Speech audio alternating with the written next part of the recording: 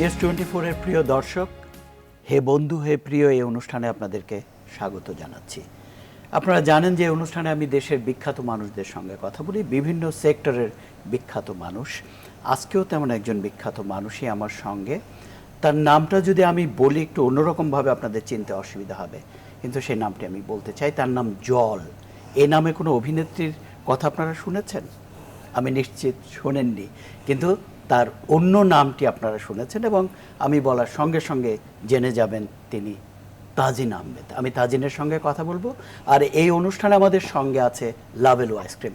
তাজিন, তোমার জল নামটা শুনে আমি খুবই চমৎকৃত হয়েছি, কারণ এই নামটি আমি এর আগে কখনো শুনিনি। তোমাকে চিনি দীর্ঘদিন, কিন্তু তোমার এই নামটি জানা হয়নি। এই নামের পেছনের গল্পটা কি আসলে?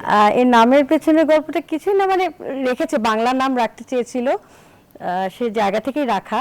দুটো ডাকনাম আমার রয়েছে, একটা পরিবারেই খুব বেশিভাবে পরিচিত, আর একটা অতটা পরিচিত নয়। এই জলটা অতটা ডাকে না, জলটা আমার মা ডাকেন, আমার হাজবেন্ড ডাকেন, আর বাকি আত্মীয় স্বজনরা লিটা আমার আর একটা নাম রয়েছে, সেটাতেই তারা ডাকেন। কিন্তু জল নামটা আসলেই কেউ জানে না সেভাবে। এই নামটা রেখেছিল কে? আমার মা। তোমার মা। কিন্তু ধরো একটা মুসলমান পরিবার, সেখানে একটি মেয়ের নাম রাখা হচ্ছে জল। আমাদের মধ্যে জল শব্দটা নিয়ে একটা ভুল ধারণা আছে। ধারণাটা হচ্ছে যে জল হিন্দুরা বলবে, মুসলমানরা পানি বলবে, কিন্তু জল শব্দটা একেবারেই বাংলা শব্দ। হ্যাঁ, সেই জায়গা থেকেই আসলে রাখা। আমাদের এই ব্যাপারগুলোই মিলন ভাই কেমন যেন অদ্ভুত লাগে, যে কিছু কিছু ক্ষেত্রে যে আমরা এত ভাগাভাগি করে ফেলি না, এই বিষয়টা কেমন যেন লাগে, আমার কাছে আসলে ভালো লাগে না। আচ্ছা, এই যে তোমার নামের জায়গাটা থেকে শুরু হলো, এরপরে তোমার ছোটবেলার কথাটা আমি একটু জানতে চাই। আমি এটুকু জানি যে তুমি পুরান ঢাকার স্মৃতির সঙ্গে তোমার ছোটবেলাটা জড়িত। তুমি চোখ মেলে পুরান ঢাকার লালবাগ বা এইসব এলাকা দেখেছো। এই সময়টা সম্পর্কে আমি যেটা হচ্ছে যে আমি একেবারে ছোট যখন, তখন তো মানে ছোটবেলায় প্রায় 2 বছর কি 3 বছর পর্যন্ত লালবাগে বেড়ে উঠেছি, মার কাছে যেটা শুনেছি।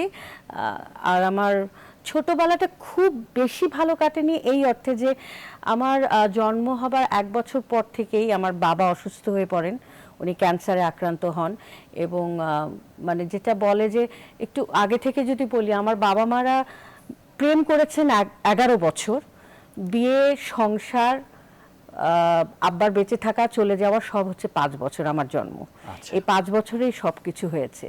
তো খুব ছোটবেলাটা খুব একটা ভালো কাটেনি। 1-2 বছরের পর থেকেই আমি যখন একটু বুঝতে শিখেছি, তখন দেখতাম বাবা অসুস্থ, হসপিটালে, মা অফিস করছেন সারাদিন। তারপরে আমরা চলে আসি হচ্ছে ভূতের গলি, দাদার বাড়ি যেটা ছিল ভূতের গলি মসজিদের কাছে। ওখানে আমরা সব চাচা ফুপুরা সবাই একসাথেই থাকতাম। তো আব্বা সারাদিনই হসপিটাল, আমি সারাদিনই বুয়ার কাছে, স্কুল থেকে এসে বুয়ার কাছে, মা হসপিটাল থেকে, অফিস থেকে হসপিটালে, এভাবেই কেটেছে। তোমার আর কোনো ভাই বোন নেই? না, আমি একমাত্র। আচ্ছা, হবার আসলে সুযোগ হয়নি, কারণ আমি হবার 1 বছর পর থেকেই বাবা অসুস্থ হয়ে পড়েন, তো ক্যান্সারে আক্রান্ত হন। সেই সুযোগটা আর হয়নি ভাই বোন হবার। এই জন্যই আমার যেটা বলে যে তাজিনের ভাই বোন তো অনেক, কারণ আমার বাইরে ভাইয়ের সংখ্যা অনেক। আমার একটা ভাই প্রীতি আছে, বোনের চাইতে ভাই প্রীতিটা খুব বেশি। তো সেই জায়গা থেকেই তারপরে ক্লাস 5 অবধি দাদার বাড়িতেই ছিলাম। 5 এর পর চলে আসি নানির বাড়িতে। সেটা কোথায়? সেটা হচ্ছে পিলখানা বিডিআর 1 নম্বর গেটের ওখানে। তারপরে নানির বাড়িতে, মানে তোমার এই স্কুলটা ক্লাস 5 পর্যন্ত যে কোন স্কুলে পড়া? তখন পড়তাম ধানমন্ডি টিউটোরিয়াল স্কুলে। এরপরে উদান স্কুলে আমি অ্যাডমিশন নেই, এবং উদান স্কুলে চলে আসি। উদান স্কুলেই পড়াশোনা করি। সেখান থেকে নানুর বাড়িতে বেড়ে ওঠা, মানে আমি আজকে যতটুকু যা শিখেছি, যা বলতে পারি, যা করতে পারি, সম্পূর্ণটাই আমার বুবুর কাছে, মানে আমার নানুর কাছে।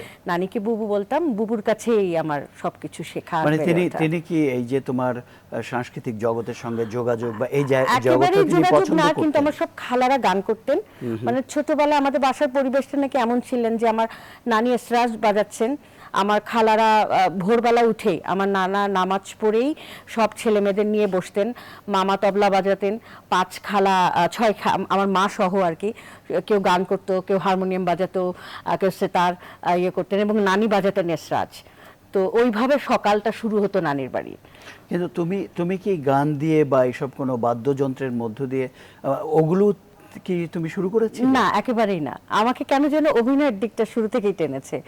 আমি নাচে বেশ কিছুদিন নাচ করতাম, বিজয়ী আমরা সব একসাথেই নাচ করতাম। তো নাচটাও ছেড়ে দিয়েছি, কিন্তু অভিনয়টা কেন যেন টানতো আমাকে সেটা কি খুব। তুমি উদয়ন স্কুলে পড়ার সময় থেকে তোমার নাচ বা অভিনয়ের জায়গাটা শুরু হলো? না, আমার নাচটা শুরু হয়েছে, হ্যাঁ, উদয়ন স্কুলে যখন ক্লাস 9-এ পড়ি তখন থেকে আমি নাচে প্রথমে ভর্তি হই। এর বাদে নাচ করতে করতে একটা সময় মনে হয় যে আমি অভিনয় করব। এই নাচের তালিমটা কার কাছে হয়েছিল? সেটা হয়েছিল আমাদের শিবলি স্যারের কাছে, সঙ্গীত ভবনে ওখানে শিখতাম। এই ওদের মোহাম্মদপুরের ওই জি জি বাড়িটাতে? জি জি জি জি। না না, ওটা ছিল ধানমন্ডিতে তখন। আচ্ছা, ধানমন্ডি আচ্ছা। 8 নম্বর মাঠের পেছনটায় ছিল স্কুলটা আমাদের, আমি তো যখন এই ভর্তি হয়েছি। নাচের অনুষ্ঠান মানে নাচের প্রতি ইন্টারেস্টেড হওয়া এবং নাচ শুরু করলে ক্লাস 9-এ পড়া অবস্থায়, তারপরে ধরো টেলিভিশন বা স্টেজে প্রথম নাচের না, সেটা করা ব্যাপারটা হয়নি। ওইভাবে করা আমি হয়নি। যখন 4th ইয়ারে উঠি আমি খুব ফাঁকিবাজ ছিলাম মিলন ভাই, প্রচন্ড রকমের। মানে আমাকে যে টিচাররা পড়াতে আসতেন, আমার ফাঁকিবাজির অত্যাচারে তারাই আমাকে ছেড়ে চলে যেতেন, এতটা ফাঁকিবাজ ছিলাম। তো সেই যেটা হচ্ছে যে ওই নাচের ক্লাসে ভর্তি হতাম বাসার টিচারকে ফাঁকি দেওয়ার জন্য। আচ্ছা। আবার বাসার টিচারের কথা বলে নাচের ক্লাস ফাঁকি দিতাম। শিবলি স্যারের কাছে প্রচুর এরকম পানিশমেন্ট পেয়েছি আর কি। শুক্রবারে সকালবেলা পাওয়ার অফ ম্যাথু স্টার তখন হতো, আবার ম্যাকগাইভারও দেখাতো। এই দুটো সিরিয়াল দেখার জন্য আমি নাচের ক্লাস মিস করতাম। তো সেটার জন্য শিবলি স্যার আমাকে অনেক পানিশমেন্টও দিয়েছেন সেটার জন্য। তো ওই আর কি নাচ। তার মানে স্কুল কলেজে তুমি কোনো প্রোগ্রাম করোনি নাচের, বা তোমাদের না যে না, নাচের বার্ষিক আমি প্রোগ্রামগুলো 4th হতো? ইয়ারে ওঠার পরই ছেড়ে দিয়েছিলাম। আচ্ছা, আচ্ছা। ছেড়ে দিয়ে তারপরে আর আপাতত কোনো কিছুতে ছিলাম না। তারপরে আমার শুরুটা একেবারে যদি বলি, অভিনয় দিয়ে কিন্তু টিভি স্ক্রিনে আসিনি, সেটা এসেছিলাম একটা বাচ্চাদের প্রোগ্রাম উপস্থাপনা দিয়ে। প্রোগ্রামটার নাম ছিল চেতনা, বিটিভির একটা প্রোগ্রাম, মেলা আগে সেইটা দিয়ে শুরু। কত আগে সেটা? সেটা আমি তখন মনে হয় ইন্টারমিডিয়েটে পড়ি, আচ্ছা, 91-এর ঘটনা, ওরকম টাইমে। তো তারপরে 92-তে ইন্টারমিডিয়েট দিলাম, দেন অনার্স ফার্স্ট ইয়ারে ওঠার পর থেকে মানে সেই রকম আর কি মাথার ভেতরে পোকা চেপে বসলো যে আমাকে অভিনয় করতেই হবে। উপস্থাপনার জায়গাটা ঢুকলে কি করে? আচমকাই কি তোমাকে একটা বিটিভিতে উপস্থাপনার জন্য ডাকলো, না তার আগের জায়গাটুকু আমি একটু শুনতে চাই, কিভাবে যুক্ত হওয়া? বাদশা, ওনার আমার বন্ধু।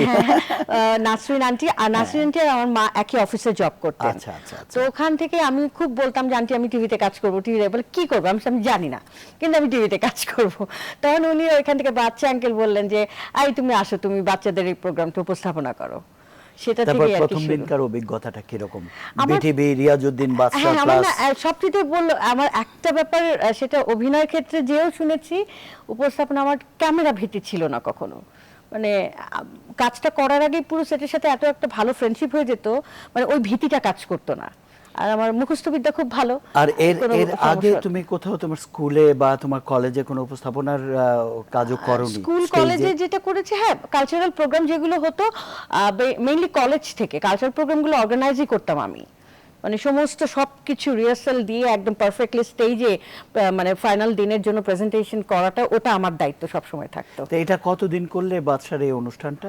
খুব কতগুলো বেশি অনুষ্ঠান না, করেছিলে? খুব বেশি না, হয়তো 4-5টা প্রোগ্রাম পর্ব করেছি, এর বেশি করা হয়নি।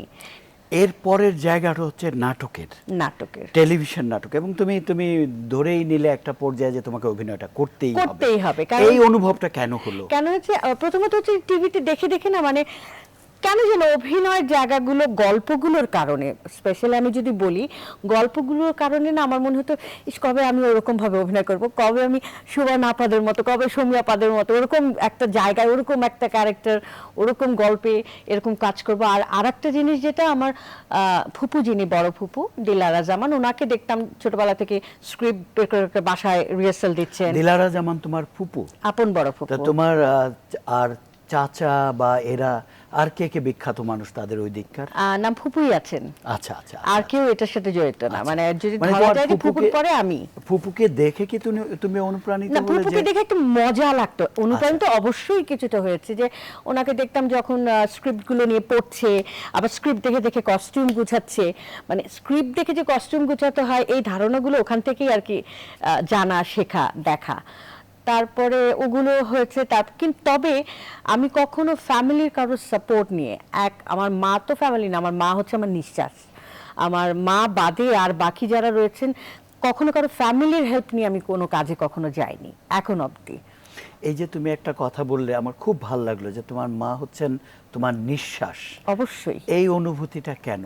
মানে বাবা ছিলেন না, বাবা তোমাকে অল্প বয়সে তোমার একেবারে অল্প বয়সে বাবা চলে গেলেন, তারপরে তুমি মায়ের সঙ্গে মানে সর্বক্ষণ তুমি মায়ের মানে আমার না কোনো এই সেকেন্ড, ব্যাখ্যাটা কি তোমার? মা ছাড়া কোনো সেকেন্ড পার করব বা কোনো মুহূর্ত পার করব এটা কখনো ভাবিনি, ভাবতেও পারি না এখনো।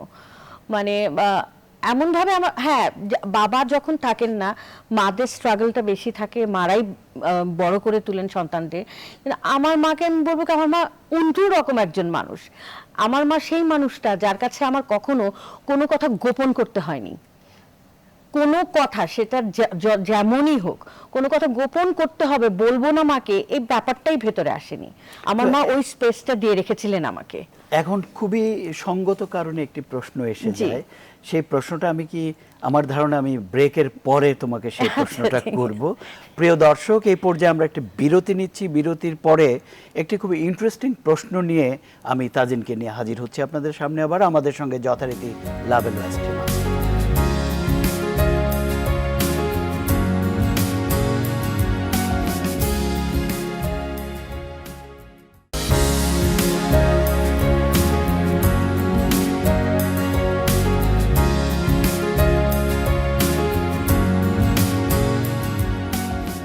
প্রিয় দর্শক, বিরতির পর আবারও আপনাদেরকে আমন্ত্রণ জানাচ্ছি হে বন্ধু হে প্রিয় এই অনুষ্ঠানে।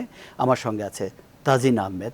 তাজিন, যে প্রশ্নটি অবধারিতভাবে আমার মনের মধ্যে এসেছে সেটি হচ্ছে যে তুমি তোমার মায়ের কাছে কোনো কিছুই কখনো লুকাওনি। প্রথম প্রেমে পড়ার ব্যাপারটি কি মাকে বলেছিলে? হ্যাঁ। কিভাবে, এটা একটু শুনতে চাই।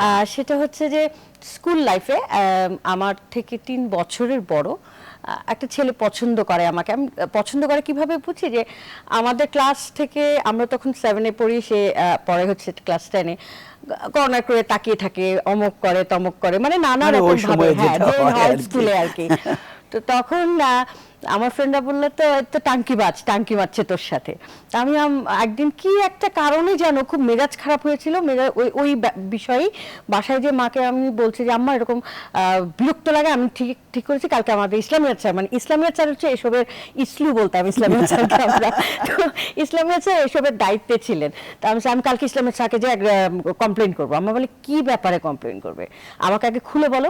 আমি এই ব্যাপার, বলে ছেলেটা তো তোমাকে পছন্দ করে। আমি কিসের পছন্দ, ফটকাবাজ একটা ছেলে, হ্যান ত্যান এসে বল যে না, ওয়েট অ্যান্ড সি, দেখো ছেলেটা যদি খুব বিরক্ত না করে তো তার তো তোমাকে পছন্দ করার রাইট আছেই, তুমি না পছন্দ করো, কিন্তু তাই বলে তাকে তুমি অসম্মান করতে পারো না। এই যে আমার মায়ের যে বোঝানোর ব্যাপারটা, আমি তখনই আমার ফ্রেন্ডের কাছে যেয়ে যখন বললাম যে আমার মা এভাবে বললো, বলে যে তুই তোর মাকে পূজা কর, তোর মা মানে এইরকম মা কিভাবে পেলি, যে আমাদের মা শুনলেই তো সেটা বলতো তোকে স্কুল চেঞ্জ করে ফেলবো। এই যে মায়ের এভাবে বুঝিয়ে দাও, এবং পরবর্তী জীবনে তুমি যতটা, এখন তুমি যে জায়গাটায় চলে এসেছো, অনেকখানি রাস্তা অতিক্রম করেছো, এরপরে জীবনের প্রতিটা সিদ্ধান্ত মায়ের সঙ্গে এভাবে শেয়ার করেছি। কিন্তু কিছু ক্ষেত্রে যেটা হয়েছে, যেটা যে আমার মা আমাকে, মানে আমি যেমন আমার মায়ের নিঃশ্বাস, আমার মায়ের নিঃশ্বাসের বাইরে যদি কিছু থাকে সেটা হচ্ছে আমার মায়ের। তো আমার ভালো লাগা, আমি ভালো থাকবো হয়তো, এরকম ভেবে অনেক সিদ্ধান্ততেই আমার মা রাজি হয়ে গেছেন, যেটা হয়তো আমার মা খুব একটা ভেতর থেকে রাজি হননি, যেটা পরবর্তীতে বুঝেছি। হয়তো তোমার মুখ চেয়ে করেছেন। আমার মুখ চেয়ে, যে আমার মেয়ে হয়তো চাচ্ছে আমার মেয়ে ভালো থাকবে, সেটা কিন্তু আসলেই আমি ভালো থাকিনি, ভালো হয়নি আমার। এখন আমরা তোমার কাজের জায়গাটিতে আসি। আমি জানি যে তোমার আবেগের জায়গাটিতে আমি কিছুটা ঢুকে পড়েছিলাম। মাকে নিয়ে বলে শেষ হবে না। আমি বুঝতে পেরেছি তোমার কাজের জায়গা, যেটা যে তুমি মূলতই অভিনয়ের দিকে পরবর্তীতে ঝুঁকে গেলে, এবং তাজিনকে সবাই অভিনেত্রী হিসেবেই চেনে, যদিও তুমি এখন খুবই সফল একজন উপস্থাপক, তোমাকে নানান রকম গুণে গুণান্বিত একজন মানুষ তুমি। তো এই যে তুমি অভিনয়ে ঢুকলে, তোমার টেলিভিশন দিয়ে শুরু করলে নাকি স্টেজ দিয়ে শুরু করলে? টেলিভিশন আমি জানি যে তুমি আরণ্যকের সঙ্গে জি যুক্ত। আছি এখন। হ্যাঁ। আমি টেলিভিশন দিয়ে শুরু করেছিলাম এবং সেটা হচ্ছে 96 সালে অভিনয় শুরু করি, এবং সেটাও আমার মায়ের কারণেই। কারণ আমার এত শখ, এত ইচ্ছে দেখে আমার মাই, আমার ফ্রেন্ডরা বললো যে তুই যা চাস আন্টি তাই দেয়, এটা তো একটা ভালো কাজ, তুই ঘ্যান ঘ্যান করতে থাক, প্যাকেজ এখন সবাই করছে, ঘ্যান ঘ্যান করতে থাক। ঘ্যান ঘ্যান করতে থাক। আসলে ঘ্যান ঘ্যান করতে শুরু করলাম, এবং মা তখন রাজি হয়ে গেলেন একটা প্রোডাকশন হাউস শুরু করতে। আমাদের প্রোডাকশন হাউসের নাম খেয়া, সেটা দিয়ে শুরু। তো মাই শুরু করলেন তোমাকে নিয়ে? আপনি দেখেন আমার নামের সাথে মিল আছে, কিন্তু জল এবং খেয়া, রাইট। তো ওই খেয়া দিয়ে শুরু হলো।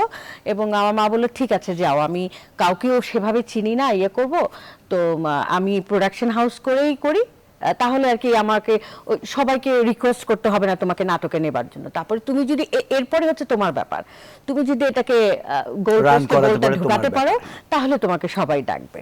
তো ওই এসে তখন আমাদের, যেটা আমি বলবো যে এই মিডিয়াতে আমাদের হেঁটে চলা, আমাকে আমার সংলাপ বলা বা সবকিছু ক্যামেরার সামনে দাঁড়ানো, এই ব্যাপারে যেই দুজন মানুষ আমাদের প্রচন্ড রকম ভাবে সাহায্য করেছেন সেটা হচ্ছে চিত্রলেখা গুহ এবং উত্তম গুহ। ওনারাই আমাদেরকে পুরো গাইড করলেন যে এভাবে কাজ করেন আপা, ওভাবে কাজ করেন, এবং সমস্ত সবকিছু মানে উত্তম সেট ডিজাইনার হিসেবে তো সে খুব বিখ্যাত মানুষ, আর চিত্রলেখা তো অভিনেত্রী হিসেবে ওদের সঙ্গে তোমার যোগাযোগটা হয়েছিল কি? ওনাদের সাথে আম্মাকে কোনো একজন কে যেন যোগাযোগ করিয়ে দিয়েছিল, আম্মা কয়েকজনের কাছে গিয়েছিলেন, কেউ একজন যোগাযোগ করে দেওয়ার পর আম্মার ওনাদের ভালো লেগে গেল, ওনাদের সবকিছু আন্তরিকতা সবকিছু দেখে, এবং ওনারাও আমাদেরকে প্রচন্ড হেল্প করলেন, মানে পুরো গাইডটা যেটা বলে সেটা করলেন, সেইভাবে কাজটা শুরু। তো আমার প্রথম অভিনয় আমার মায়ের লেখা নাটক দিয়ে করা। তোমার মায়ের নাম কি? দিলারা বেগম। লিখতেন দিলারা জলি বলে, উনি রোববারেও লিখতেন, রোববার পত্রিকায় লেখালেখি করতেন মাঝে মধ্যে। তো তারপরে ওই আমার মায়ের লেখা এবং শেখ নিয়ামত আলীর ডিরেকশন, ওটা দিয়ে আমার কাজ শুরু। তুমি প্রথম অভিনয় করলে? প্রথম অভিনয় করলাম। তোমার সহ অভিনেত্রী অভিনেতারা কে? আমি যা সহ অভিনেত্রী ছিলাম আর বলে, কারণ আমি তো তখন প্রথম তৌকির ভাইয়ের, তৌকির আহমেদের ছেলে, আর আমাকে সংলাপ বলাটা শিখিয়েছে প্রথমে অভিনয়ের হাতে খড়ি, যেটা যদি বলি প্রথম গুরু আমার, সেটা হচ্ছে চিত্রলেখা গুহ, এবং পরবর্তীতে আজিজুল হাকিম, আর এখন তো আমাদের মামুন ভাই রয়েছেনই। আচ্ছা, এই যে প্রথম দিন ক্যামেরার সামনে দাঁড়ানো বা তৌকিরের সঙ্গে অভিনয় করছো, সেটা অনুভূতিটা কিরকম? কারণ এর আগে তো তোমার অভিনয়ের অভিজ্ঞতাই নেই। না, অভিনয়ের অভিজ্ঞতাই নেই, কিন্তু তৌকির ভাইকে চিনতাম। কিভাবে? আমি ইন্টারমিডিয়েটের পর থেকেই আমি সাংবাদিকতায় ঢুকে যাই, সেটা হচ্ছে ভোরের কাগজে লেখালেখি করতাম। আমাদের সাংবাদিকতার হাতেখড়ি হচ্ছে সঞ্জীব চৌধুরীর কাছে।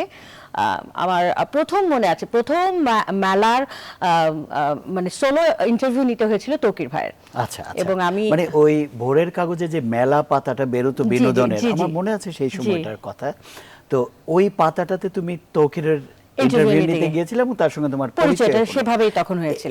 এই ফাঁকে আমি একটু অভিনয়ের জায়গা থেকে সরে আসছি। এই যে তোমার সাংবাদিকতার জায়গাটা, এখানে তুমি ইন্টারেস্টেড হয়েছিলে কেন? সাংবাদিকতা করতে গেলে আমার মা খুব, মাকে দেখতাম লিখতেন, এবং মা খুব চাইতেন যে আমি লেখালেখিটা করি যেন।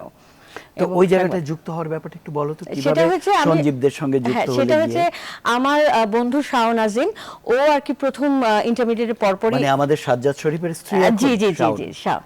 তো শাওন আর কি প্রথমে ঢুকেছিল। তো ঢোকার পর আমি আবার ঠিক করলাম যে আমার মধ্যে ওরকম ছিল, যেহেতু আমার মাকে সবসময় আমি দেখেছি যে একজন ওয়ার্কিং ওম্যান হিসেবে, তো আমার ইয়ে ছিল ইন্টারমিডিয়েটের পরপরই আমি কোনো একটা পড়ালেখার পাশাপাশি কিছু করব। তো সেই জায়গাটা থেকে, আর বাইরের মুভিগুলো দেখতাম, ওখানেও দেখতাম যে সবাই তো সব করে, আমরা কেন খালি বাবা মায়ের ঘাড়ে বসে বসে খাবো। তো সেটা, সেই জায়গা থেকে আমি শাওনকে বললাম যে শাওন, দেখিস তো তোদের এখানে আবার যদি কোনো কন্ট্রিবিউটর নেয় তাহলে আমার কথা একটু বলিস, আমি কাজ করব।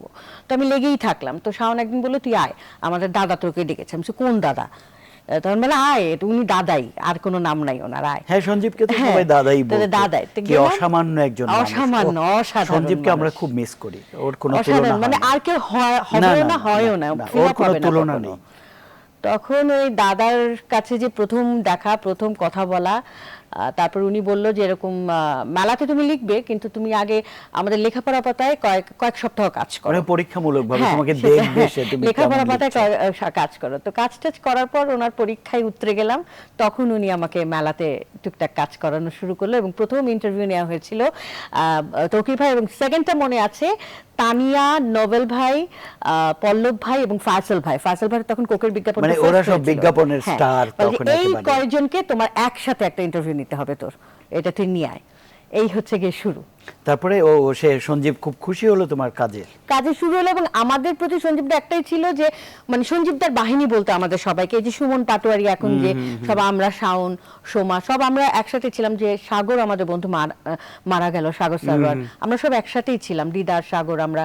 তো ওই তখন সঞ্জীবদা বলতো যে আমি নিশ্চিন্ত, আমার কোনো কাজ কখনো আটকা থাকে না, আমার বাহিনীর একজনকে পাঠিয়ে দিলেই হলো। এরকম ব্যাপারটা ছিল আর তো কি। এই সাংবাদিকতার জায়গাটাতে কতদিন যুক্ত ছিলে? 13 বছর।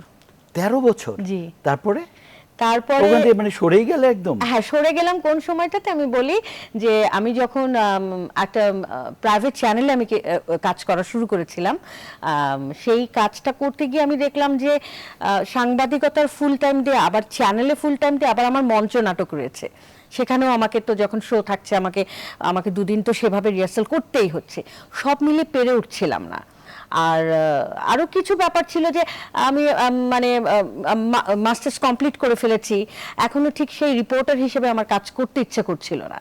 একটা স্টাবলিশমেন্টের জায়গাটা থেকে যদি চিন্তা করি কাজের ক্ষেত্রে, সেই জায়গাটা থেকে তখন সরে এসে টুকটাক মাঝে মধ্যে এখানে সেখানে লিখতাম, কিন্তু একদম প্রফেশনালি যেটা কাজটা করতাম সেটা আর তখন করা হয়ে ওঠেনি সাংবাদিকতা। এই যে তুমি সাংবাদিকতার জায়গাটা ছেড়ে, মানে যখন তুমি প্রথম নাটকে চলে এলে, তোমার মায়ের প্রোডাকশন হাউস, তোমাদের খেয়া প্রোডাকশন হাউস, তৌকিরের সঙ্গে অভিনয় করলে, প্রথম নাটক তোমার মায়ের লেখা, তার আগে কি তুমি সাংবাদিকতার জায়গাটা থেকে সরে এলে? না, পুরোপুরি না, না, না, নাটক করা অবস্থাতেও সাংবাদিকতা? 2004-এ আমি সরে এসেছি সাংবাদিকতা থেকে। আচ্ছা, তার আগে তুমি নাটক, তৌকিরের সঙ্গে টেলিভিশন নাটক শুরু করে দিলে, আর মঞ্চে কখন যুক্ত হলে? মঞ্চে একেবারে আমি 96-তে তো আমি অভিনয় শুরু করি। আমার একদম দিন ঘন্টা মনে আছে, 96 সালের সেপ্টেম্বরের 9 তারিখে আমার নাটক অন এয়ার হয় বিটিভিতে, এবং ওই নাটকটা অন এয়ার পরে আমি জানুয়ারিতেই আমি যোগ দিই থিয়েটার আরামবাগে, সেটা চিত্রলেখা গুহই আর কি। ওরা ছিলেন হ্যাঁ, ওখানে, ওনারাই হ্যাঁ। আমাকে জয়েন করে যে তাজিন তুমি জয়েন করে ফেলো, কারণ এটা লাগবেই। উনি আমাকে যা বলতেন একদম বেদ বাক্য, আমাকে সেটা করতেই হবে। তা আমি তখন ওই থিয়েটার আরামবাগে ঢুকে যাই, ওখানে খুব বেশি দিন থাকা হয়নি, ওনারা পরে ভেঙে আবার নাট্যজনে চলে আসেন, পরে নাট্যজনে ছিলাম বেশ বছর, এরপরে আরণ্যকে চলে আসি।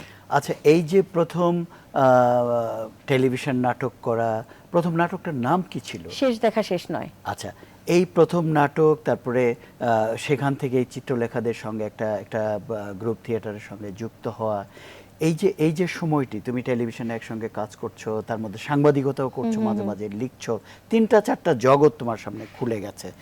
সেই সময়টায় তুমি তিনটাতে কি সমান স্বাচ্ছন্দ্য বোধ করছিলে যে তিনটা জায়গাতে আমি করছিলাম? আমার সবচেয়ে বেশি আমার খুব হেল্প হয়েছিল যে অভিনয়ের ক্ষেত্রে যে এমন কিছু কিছু ক্যারেক্টার কখনো আসছিল, যেটা আমরা বলি অবজারভেশনের জায়গা থেকে, সাংবাদিকতায় আমি এমন কিছু চরিত্র, এমন কিছু জায়গায় আমার মেলামেশা হতো, উঠা বসা হতো, যেটা অনেক এক্সপিরিয়েন্স গ্যাদার করে ফেলেছিলাম ওই কাজের সূত্রে, যেটা আমার অভিনয় অনেক হেল্প করেছে। অনেক, যে কোনো পরিবেশে যে মিশে যাওয়া, যে কোনো চরিত্রটাকে বুঝে নেওয়া নিজের প্রতি, এই ব্যাপারগুলো অনেক হেল্প করেছিল। তাজিন, আমরা আরেকটা ব্রেক নেব, তারপর আবার অন্য প্রসঙ্গে ফিরব। প্রিয় দর্শক, এই পর্যায়ে আমরা আরেকটি বিরতি নিচ্ছি, বিরতির পর আবার তাজিন এবং আমাদের সঙ্গে যথারীতি লাভেল আইসক্রিম।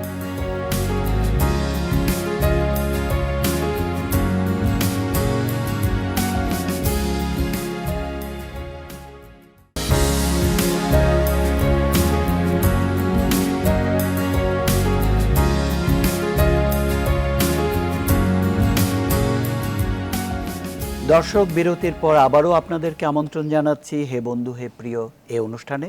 আমি কথা বলছিলাম তাজিনের সঙ্গে। তাজিন, তোমার প্রথম টেলিভিশন ক্যামেরার সামনে দাঁড়ানো উপস্থাপক হিসেবে, তারপরে অভিনয়ের তৌকিরের সঙ্গে দাঁড়ালে, এরপরে তুমি মঞ্চের সঙ্গে যুক্ত হলে, প্রায় একই সঙ্গে তোমার অনেকগুলো কাজ চলছিল, সাংবাদিকতাও চলছিল। মঞ্চের প্রথম দিনকার অভিজ্ঞতাটা কি রকম? মঞ্চ তো একেবারে, মঞ্চ তো তুমি এই এখানে দাঁড়িয়ে আছো, এখানে সব মানুষ চোখের সামনে, একটি সংলাপ এদিক ওদিক হতে পারবে না, কাট করার কোনো অবকাশ নেই, অবকাশ এই নেই। জায়গাটি নিয়ে যদি একটু এটাই বলো। ছিল যে ক্যামেরা আমি কখনোই ভয় পাইনি, মানে কখনোই কোনো শুটিং এ কখনো ভয় পাইনি। এই মানুষটাই আমি যখন মঞ্চে পারি, ভয়ানক অভিজ্ঞতা যে মানে হঠাৎ করে যেদিন আমার শো, আমি প্রথম তো শো করেছি নাট্যজন থেকে, সেই প্রথম শোতে যাবার আগে মানে টেকনিক্যাল আমাদের শো যেদিন হবে, আমার হঠাৎ করে মনে হলো উইংসের পাশে দাঁড়ানো, এবং আমি না, মনে হচ্ছে একটা লাশ দাঁড়ানো, মানে সমস্তটা শরীর ঠান্ডা, মানে সেই লেভেলের ঠান্ডা হয়ে গেছে, এবং যেই কথা জিজ্ঞেস করছে কথা না আটকে যাচ্ছে, মানে ফ্যাস ফ্যাস করে কথা বেরোচ্ছে। তো চিত্রান্তি বলছে, এই তুমি তো অনেক ভয় পেয়ে গিয়েছো তাজিন। আমি বললাম, কি করবো, বলে ভুলে যাও, এটা স্টেজ, ভুলে যাও, মনে করো এটা টিভি ক্যামেরার সামনে, এভাবে তুমি অনেক উনি ইয়েটে করে ওয়ার্ম আপ করে আমাকে পাঠালেন। পাটা দেবার পরে প্রথম একটা দুটো সংলাপ দেবার পর তখন দেখলাম সহজ যে হয়ে অনেক গেল। সহজ হয়ে গেল আর কি নাটক ছিল সেটা? সেটা ছিল হচ্ছে ঘৃতং পিবেত। কার লেখা এটা? সেটা ছিল হচ্ছে গিয়ে আমাদের মানে হাসির নাটক, হাসির comedy? নাটক, জি জি আচ্ছা, জি, আচ্ছা, হাসির নাটক ছিল ঘৃতং পিবেত। আর আমাদের ওটা দিয়েছিলেন হচ্ছে গিয়ে মিলনদা, মানে আমি বলি তপনদার যে ভাই বড় আমি ভাই, সেই মিলনকে চিনি, হ্যাঁ, চিটং এর। হ্যাঁ, ওনার ডিরেকশন হ্যাঁ, ছিলেন। হ্যাঁ, হ্যাঁ। এরপরে তুমি আরণ্যকের সঙ্গে যুক্ত হলে কবে? আরণ্যকের সাথে যুক্ত হয়েছে 2001 সালে। এখনো আরণ্যকের সঙ্গে আছি। আছো এবং নিয়মিত কি তুমি স্টেজ করো? জি জি জি, নিয়মিত আর করি। শুধু সাংবাদিকতার মধ্যে তুমি এখন আর নেই? না, সাংবাদিকতার মধ্যেই শুধু, একেবারেই নেই। অভিনয়টা আছো, স্টেজে এবং টেলিভিশনে আছো। টেলিভিশনের নাটক নিয়ে কথা বলার আগে আরেকটা জগৎ নিয়ে একটু কথা বলতে চাই। তোমার তো মূল জায়গা হচ্ছে টেলিভিশন, তুমি নিয়মিত উপস্থাপনার কাজটিও করে যাচ্ছিলে এবং এখনো তুমি 71 টেলিভিশনে আজকের সকাল বোধহয় অনুষ্ঠানটা, 71 সকাল। 71 সকাল, এটা নিয়মিতই করো। আমি একবার তোমার অনুষ্ঠানে গিয়েছি। জি। এই অভিজ্ঞতাটা কিরকম? উপস্থাপিকা বলে শব্দটি ঠিক না, আসলে উপস্থাপক সবাই এখন তো সঞ্চালক, হ্যাঁ, এই সেটাই। সঞ্চালক। হ্যাঁ। এই জায়গাটি তুমি কেমন অনুভব, তোমার অনুভূতিটা কিরকম? ভীষণ ভালো লাগে, ভীষণ ভালো লাগে, এবং সবচাইতে বেশি ভালো লাগে যখন কোনো স্ক্রিপ্ট থাকে না, নিজের মতো করে সাবজেক্টটা দিয়ে আমাকে আগেই বলে দেওয়া হয়, সেটা দিয়ে নিজে একটু স্টাডি করে নিজে যখন সেটা করতে পারি, সেটাতে বেশি স্বাচ্ছন্দ্য বোধ করি। তাজিন, যে প্রসঙ্গে কথা বলছিলাম সেটা হচ্ছে তুমি অনেকগুলো জায়গায় কাজ করলে, অনেকগুলো সেক্টরে তুমি কাজ করলে, যদিও প্রত্যেকটার সঙ্গে রিলেটেড। যে বিষয়টি নিয়ে আমি তোমাকে একটি প্রশ্ন করতে চাই এখন, সেই প্রশ্নটা হচ্ছে মঞ্চের জায়গাটি নিয়ে। তুমি এই জায়গাটাতে দীর্ঘদিন ধরে কাজ করছো, আরণ্যকের মতো একটা গ্রুপের সঙ্গে কাজ করছো। আমাদের মঞ্চ কি আগের জায়গাতে আছে? মঞ্চ কি যেভাবে একসময় আমাদের মঞ্চ এত আলোকিত হয়ে উঠেছিল, সেই জায়গাটা কি আছে আমাদের? উম, আহ, মানে আপনি এত বড় একটা প্রশ্ন আমাকে করে ফেলেছেন, আসলে আমি ক্ষমা চেয়েই বলছি যে ওটা বলার মতো আমার হয়তো সেই জায়গাটা আমার এখনো হয়নি, কিন্তু একজন মানুষ হিসেবে বলার অবশ্যই অধিকার রয়েছে। মঞ্চের সেই জায়গাটা আমরা পেতে শুরু করেছিলাম আবার আগের মতো এই বছর দুয়েক আগেও, কিন্তু রিসেন্টলি যেটা দেখছি যে কোথায় যেন হারিয়ে গেল, হতে হতে হলো না, বিষয়টা এরকম হলো। তো এই হতে হতে হলো নার মধ্যে দিয়ে তো আমাদের আসলে সবকিছু শেষ হয়ে যাচ্ছে। এটার যেমন কারণ কি মনে হয় তোমার? যত্নের অভাব, যত্নের অভাব। যত্নের অভাব, যত্নটা নেই বলেই আমি এটার প্রতি, আমি মনে করছি যে আমি অনেক বেশি আমি কনসেন্ট্রেট করছি, আমি অনেক বেশি সিরিয়াস, আমি অনেক বেশি সময় দিচ্ছি, কিন্তু না, মানে আসা যাওয়া করলেই সময় দেওয়া হয় না, বা আমি প্র্যাকটিস করলেই সময় দেওয়া হয় না। কোথায় যেন কি একটা যত্নের অভাব হচ্ছে, এটা আমি হয়তো বুঝতে পারছি না, এটা যারা অভিজ্ঞ বেশি রয়েছেন তোমার কি মনে বুঝবেন। হয় যে এখানে ভালো নাট্যকারের সংকট রয়েছে, অভিনেতা অভিনেত্রীর সংকট রয়েছে, আর্থিক সংকট রয়েছে? আর্থিক সংকট, এই এটা হচ্ছে জায়গাগুলো কি সবচেয়ে বড় কথা। মঞ্চে আর্থিক সংকট প্রচন্ড রয়েছে, যেই জায়গাটার কারণে আমি যদি বলি আমাদের দলেরই অনেক ভালো একটা প্রোডাকশনই আমরা করতে পারছি না। সেটা হচ্ছে কি আমাদের স্টেজের কারণ, আবার নতুন করে স্টেজ, ওটা প্রসেনিয়াম ভেঙে আমাদের করতে হয়, সেই জায়গাটায় আমরা আর যেতে পারছি না। তো সেই সব কিছুর কারণে যেটা হয়েছে যে অন্যান্য গ্রুপগুলোতে ছোট গ্রুপ যারা রয়েছেন, মানে ছোট গ্রুপ বলতে বলছি যে একেবারে নবীন গ্রুপ যারা রয়েছেন, তারা তো আরো বেশি সংকটে ভোগেন। তাদের দলে হয়তো দেখা যাবে অনেক ভালো নাট্যকার রয়েছে, অভিনেতা রয়েছে, নির্দেশক রয়েছে, কিন্তু তাদের অর্থের অভাবে তারা কাজগুলো সেভাবে সামনে নিয়ে আসতে পারছে না দর্শকের। আর দর্শককে ধরে রাখার জন্য এই পরিবর্তনগুলোর অনেক বেশি এই জরুরি। জায়গাটি নিয়ে আমি তোমার সঙ্গে কথা বলতে চাচ্ছিলাম, যে ধরো একসময় নাগরিক বা ঢাকা থিয়েটার এই এই যে আমাদের যারা সুপারস্টার তারা সবাই তো মঞ্চের সঙ্গে যুক্ত ছিলেন, এবং বেইলি রোডে টিকিট পাওয়া যেত না মঞ্চ নাটক অবশ্যই, করলে। হ্যাঁ।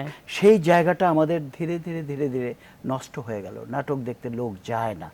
এটা এটা কি তোমার শুধু মনে হয় যে আমাদের গ্রুপগুলো টাকার অভাবে ভালো প্রোডাকশন নামাতে পারছে না বা এরকম কিছু, না। নাকি অন্য আরো কিছু কারণের আরো মধ্যে কিছু রয়েছে? রয়েছে, যেমন আমি বলি আমাদের মঞ্চের যে কোনো প্রোডাকশনের ক্ষেত্রে সাবস্টিটিউটের ব্যাপার রয়েছে, যে মূল অভিনেতা যখন পারবে না 1 নাম্বার 2 নাম্বার 3 নাম্বার সাবস্টিটিউট ক্যারেক্টারগুলো ডে বাই ডে করে আসবে, কিন্তু দর্শকের চোখের ভালোবাসার বা চোখের ভালো লাগার একটা বিষয় রয়েছে।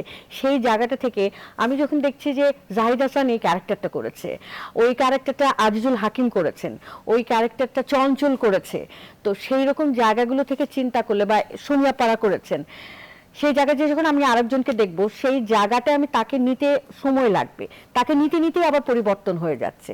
তখন আমি বলবো যে আমাদের অবশ্যই প্রত্যেকেরই ক্যারিয়ার ফোকাস করার ব্যাপার রয়েছে, কিন্তু আমি আমার চাইতে ক্যারিয়ার ফোকাসটা কিন্তু মুখ্য নয়। সেজন্য আমি মানুষটা যেই ভালোবাসা দিয়ে মানুষের জায়গাটায় আমি জায়গা করে নিয়েছিলাম, সেই জায়গাটা আমি নষ্ট করার অধিকার কিন্তু আমার নেই। মঞ্চে আমার যে ভালোবাসার জায়গাটা দিয়ে আমি মঞ্চের মানুষকে আমি ধরে রেখেছিলাম, প্রতিটা হাউসফুল হয়ে যেত, দাঁড়িয়ে দাঁড়িয়ে অনেকে নাটক দেখতো, সেই জায়গাটা আমি খালি করে দিচ্ছি আমার উপস্থিতির কারণে। এই এই জায়গাটা থেকে তোমার তোমার জায়গা থেকে তোমাকে যদি আমি প্রশ্ন করি যে এই উত্তরণের ব্যাপারটাকে তুমি কিভাবে ভাবো, মানে তোমার সাজেশনটা কি, এই ক্ষেত্রে কি করণীয়? কঠিন প্রশ্ন। উত্তরণের বিষয় সবাইকে প্রচুর সময় দিতে হবে, এবং পেছনটা আমরা খুব সহজে ভুলে যাই, তো পেছনটা ভোলা যাবে না। কারণ এই জায়গাটা থেকেই আজকে আমি সকলের প্রতি শ্রদ্ধা রেখেই বলছি যে এই জায়গাটা থেকেই সকলের জন্ম। এমনও অনেকে আমাদের অভিনেতা অভিনেত্রীরা রয়েছেন যারা হয়তো মঞ্চের সাথে যুক্ত নন, কিন্তু আমি যদি মূল অভিনেতা অভিনেত্রী সেই জায়গাটা ধরি, সবাই হচ্ছে এই মঞ্চ থেকেই আসা। তো সেই জায়গাটাকে উপেক্ষা করে আমি শুধু টিভি পর্দার জায়গাটাকে চকচকে রঙের জায়গাটাকেই খালি আমি ধরে রাখলে চলবে না, পিছনটাকে নিয়ে আমাকে সামনে এগোতে হবে। স্ক্রিপ্ট, আপনি যেটা বললেন যে গল্প নির্বাচনের ব্যাপারও রয়েছে, আমি আসলে কোন গল্পটা এখনকার প্রেক্ষাপটে করলে আমি আমার দর্শককে মঞ্চের জায়গায় আবার ফিরিয়ে আনতে পারবো, এই ব্যাপারটা নিয়ে ভাবা। হ্যাঁ, এটা অবশ্যই খুব গুরুত্বপূর্ণ জায়গা। এরপরে তোমার আরেকটি কাজের জায়গা হচ্ছে তুমি খুবই ভালো একজন সঞ্চালক হিসেবে কাজ করো, উপস্থাপক হিসেবে কাজ করো টেলিভিশনে, অনেক দিন ধরে করছো। এখন আমাদের কিন্তু অনেকগুলো চ্যানেল এবং প্রচুর নতুন ছেলে মেয়ে এই সঞ্চালনার কাজগুলো করে, উপস্থাপনার কাজগুলো করে। এই জায়গাটি কিরকম, এই জায়গাটি কি খুব ডেভেলপ করেছে? না। কি করণীয়, কেন করেনি? প্রথমত আমরা তো বাংলাই তো ভালো করে বলতে পারি না, তাহলে শুদ্ধভাবে বাংলা উচ্চারণ সেই জায়গাটাতেই তো আমরা নেই এখনো। খালি খুব কিছু গিমিক অ্যাটিটিউড বা গেস্টার আমার মধ্যে নিয়ে আসলে আমি খুব ভালো উপস্থাপক হয়ে যাব, তা কিন্তু নয়। আগে আমার বাংলাটাকে আমাকে জানতে হবে, তার বাদে হচ্ছে ইংরেজি বা অন্যান্য ভাষা। তো আমি বাংলাটাই ভালো করে বলতে পারছি না, আমি গিমিক দিয়ে আমি অনেক বড় একজন প্রেজেন্টার বা অ্যাঙ্কার হয়ে যাচ্ছি বা উপস্থাপক হয়ে যাচ্ছি, সঞ্চালক হয়ে যাচ্ছি, সেটা তো না। সেটা এই অভাব বোধটা কি এটা চ্যানেলদের আমি বলবো সম্পূর্ণ। চ্যানেলদেরকে আমি আমার উপর খুব রাগ করলেও আমি বলবো এটা চ্যানেলরাই সবচাইতে দায়ী, কারণ তারা কেন অ্যালাউ করছেন, তারা এভাবে উচ্চারণ করতে, এভাবে বলতে, এই জায়গাটাকে কেন তারা অ্যালাউ করছেন? তার মানে চ্যানেল সচেতন হলে এই জায়গাগুলো ঠিক হবে, এই তো কথাটা। অবশ্যই। এরপরে তোমার মূল উপস্থাপনার ক্ষেত্রে এটাই মূলত দায়ী। আরেকটি জায়গা যেটা তোমার প্রধান জায়গা, টেলিভিশনে যে নাটক দিয়ে তুমি তোমার যাত্রা শুরু করেছিলে, বা একসময় বিটিভি বলো বা 21 টেলিভিশন বলো বা চ্যানেল আই বলো, যে আমাদের প্রথম দিককার চ্যানেলগুলো, তারা যেই মাত্রায় আমাদের নাটকগুলোকে রেখেছিল, এখনকার নাটক কি সেই জায়গাটাতে আছে? নাটক আমাদের ভালো হচ্ছে মিলন ভাই, আমাদের এমন না যে আমরা তাই বলে একেবারে আমাদের নাটক বাদ দিয়ে বাইরের চ্যানেলে চলে যাব, সেই রকম নিচু মানের নাটক কিন্তু আমাদের হচ্ছে না। বরঞ্চ তুলনা করলে ওদের চেয়ে আমরা অনেক ভালো নাটক করছি। হ্যাঁ, কিন্তু একটা জায়গায় যেটা হচ্ছে যে এবার ঈদের কথাটাই যদি আমি ধরি, টেকনিক্যালি আমরা অনেক সাউন্ড, অনেক উন্নত হয়েছে, আমরা অনেক অনেক উন্নত হয়েছি, কিন্তু গল্পটাকেও আমরা উন্নত করতে গিয়ে আমি পাচ্ছি না, আমি আমার গল্প পাচ্ছি না, আমি আমার পাশের বাসার গল্প পাচ্ছি না, আমি আমার পুরো মানে বাংলাদেশের গল্প পাচ্ছি না। তুমি কি পাচ্ছ তাহলে? আমি পাচ্ছি খুব আধুনিক একটা গল্প, যেই আধুনিক কারণের মধ্যে আমি নেই, আমরা নেই। তো কথা হচ্ছে যে আমি আমার দর্শককে ধরে রাখতে গিয়ে আমি আমার সংস্কৃতির বাইরে যেয়ে তো আমি ধরে রাখতে তাহলে পারবো তুমি না। যে বললে এখন তো একটু একটু তর্কের মধ্যে আমাকে যেতে হচ্ছে। জি। তুমি যে বললে আমাদের নাটক খুব ভালো হচ্ছে, ওদের চেয়েও আমাদের নাটক ভালো হচ্ছে। ওদের ভালো বলতে হচ্ছে আমি বললাম টেকনিক্যালি অনেক সাউন্ড হচ্ছে, হ্যাঁ। এবং আপনার যেটা হচ্ছে যে আমি বলি যে অভিনয়ও বেশ কিছু ভালো নতুন ছেলে মেয়ে এসছে, খুব ভালো না না, করছে। এতে এতে আমার কোনোই দ্বিধা নেই। আমিও তো একসময় নাটকের জগতেরই মানুষ আপনি ছিলাম। তো, হ্যাঁ, আপনার কত গল্পটা আমরা আচ্ছা। সুযোগ পেয়েছি তো করার। এই যে জায়গাটি, ধরো একসময় আমাদের নাটক দেখার জন্য পশ্চিমবঙ্গ উন্মুখ হয়ে থাকতো, এখন আমরা উন্মুখ হয়ে আছি ওদের নাটকগুলো দেখার জন্য। এই এই হচ্ছে অবস্থাটা। পাশাপাশি তুমি এটাও বললে যে আমাদের এখানেও প্রচুর ভালো নাটক হয়। প্রচুর ভালো নাটক যে হয় এতে আমার কোনো সন্দেহ নেই। তাহলে আমরা আমরা দর্শক হারাচ্ছি কেন? আমরা ধরে রাখতে পারছি না। আমি বলি আমাদের বিশেষ দিনগুলোতে ভালো নাটক যে পরিমাণে হয়, যে বাজেটটা থাকে, সেটা নর্মালি আমাদের সেই বাজেটটা থাকছে না। এক, দ্বিতীয়ত হচ্ছে আপনার বিজ্ঞাপন অবশ্যই দরকার। বিজ্ঞাপন ছাড়া তো আমি আমার চ্যানেল চালাতে পারবো না, নাটকও চালাতে পারবো না। বা যারা ধরেন এটাকেই বিজনেস হিসেবে ধরেছে তারাও বিজনেসটা করতে পারবে না। কিন্তু আপনার পানি খাওয়া প্রয়োজন, কিন্তু আপনি ওভারলোডেড হয়ে গেলেন পানি খেয়ে, তাহলে তো সেই পানিটাও ভেতরে যাবে না। তো বিজ্ঞাপনে এত হারে দিচ্ছে এবং এমন সিস্টেমে দিচ্ছে, গল্প থেকে আমি ডিস্ট্র্যাক্ট হয়ে যাচ্ছি, আমি জায়গা থেকে ডিস্ট্র্যাক্ট হয়ে যাচ্ছি। আর আরেকটা আমাদের সব সময়ে যখন যে নাটকগুলো আমাদের প্রচারিত হচ্ছে, সেই ক্ষেত্রে আমাদের চ্যানেলগুলোর এক ধরনের প্রবণতা রয়েছে যে দুটো ব্যাপারে। এক হচ্ছে দুটো গল্প, এখন এই ট্রেন্ড চলছে, এই ট্রেন্ডেরই সব ধারাবাহিক হোক, এরকমই সব গল্প হবে। এখন এই নায়ক নায়িকাকে আমার এই চ্যানেলে এই নায়ক নায়িকা দরকার, আপনি প্রপোজাল নিয়ে এসেছেন, আচ্ছা অমুককে নিতে হবে, তমক অমুক হয়েছে, বাস ঠিক আছে, গল্প পাস। এই ধরনের প্রবণতাগুলো আমাদের বদলাতে হবে। আমার এই ক্যারেক্টার, আপনাদের সময় দেখেন আপনি সহজে কিন্তু আপনি রাজি হতেন না, আপনার কোন ক্যারেক্টারে কাকে নির্বাচন করছে ডিরেক্টর, আপনি সেটা না জানা পর্যন্ত কিন্তু আপনি হ্যাঁ, স্ক্রিপ্টে আমাদের মানে সন্তুষ্ট হতেন লেখকের না। সঙ্গে কথা বলে নিতে হতো। অবশ্যই, এখন তো লেখক কোনো ফ্যাক্টরি না, স্ক্রিপ্টই থাকে না, লেখক আবার ফ্যাক্টর কোথা থেকে হবে? তো এখন সেই জায়গাগুলোতে একটু স্ট্রং হতে হবে। এখনো কিন্তু আপনাদের নাটক নিয়ে কাজ করতে যারা চায় তো ভয় পায়। অভিনেতা অভিনেত্রী আমরাও যারা যদি শুনি মিলন ভাই স্ক্রিপ্ট, ওরে বাবা, মানে সারা রাতের ঘুম হয়তো এখনো আরাম হয়ে যায় যে পরের দিন ওই স্ক্রিপ্টে কাজ করব। তো এই ব্যাপারগুলো না আসলে হবে না। আর আরেকটা যেটা আমি জানি না এজেন্সিরা রেগে যাবে কিনা, এজেন্সির কাছে আমাদের পুরো এই ব্যাপারটা চলে যাওয়াতে আমরা কি আসলেই খুব উপকৃত হয়েছি কি হইনি, এটাতে আমি নিজেও না কনফিউজ। কারণ এজেন্সির যে ক্যারেক্টার হওয়া উচিত, বাইরের দেশগুলোতে যেটা দেখি, খুব বেশি দূরে না, আমি ইন্ডিয়াতেই যদি দেখি, ওদের যে এজেন্সির মানে রুলস অ্যান্ড রেগুলেশন বা ওদের যে কাজের ধারার যে নিয়মটা, সেম জিনিসটা কিন্তু আমাদের এখানে না। আমাদের এখানে এজেন্সির ব্যাপারটা একেবারে অন্যরকম, যেটার কারণে আমার মনে হচ্ছে যে ওই যে হস্তক্ষেপ জোর করে করার একটা প্রবণতা, সেই ব্যাপারটা আমার কাছে মনে হচ্ছে। তাজিন, অনেকগুলো গুরুত্বপূর্ণ কথা তুমি কিন্তু এর মধ্যে বলেছো, আমাদের নাটক নিয়ে, আমাদের মঞ্চ নিয়ে, আমাদের উপস্থাপনার জায়গাটি নিয়ে। আমরা অনুষ্ঠানটার একেবারে শেষ পর্যায়ে।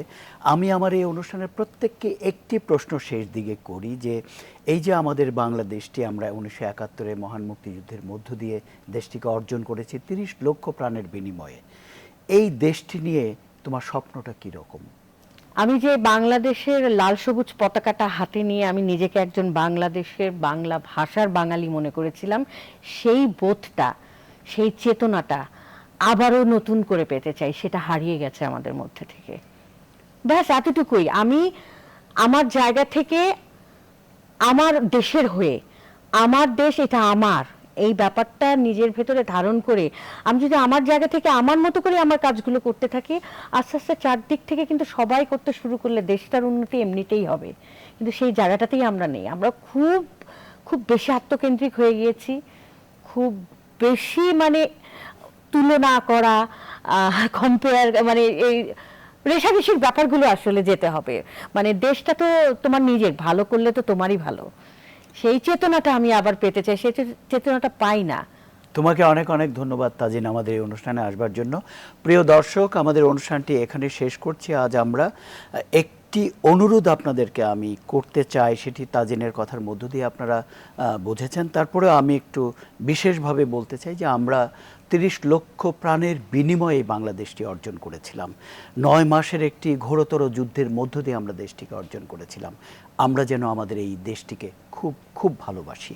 আপনাদের সবাইকে অনেক অনেক ধন্যবাদ আমাদের সঙ্গে থাকবার জন্য।